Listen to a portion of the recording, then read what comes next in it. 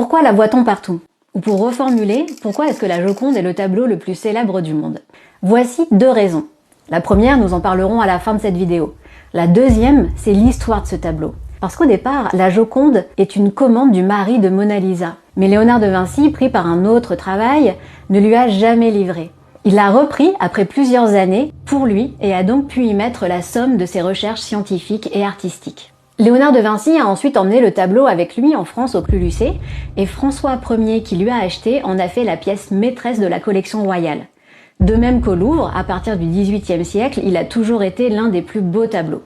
Le fait qu'il ait été volé en 1911 a fait de lui le tableau le plus célèbre du monde. La première raison, c'est évidemment le génie artistique de Léonard de Vinci.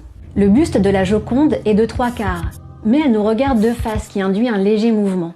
Son regard nous suit où que nous soyons grâce à l'angle légèrement différent que Léonard de Vinci a donné aux yeux. Cet effet en peinture s'appelle d'ailleurs l'effet Mona Lisa. De même, son sourire qu'on dit énigmatique est lui aussi légèrement en mouvement. Ça, c'est grâce à une technique inventée par Léonard de Vinci, le sfumato. D'imperceptibles passages de l'ombre à la lumière, avec des transparences, des superpositions, sans aucun trait ni contour. Depuis, il est le sujet de nombreux détournements artistiques, comme autant de preuves de son rôle iconique dans l'histoire de l'art. Et oui, il y a 2 N à Mona Lisa.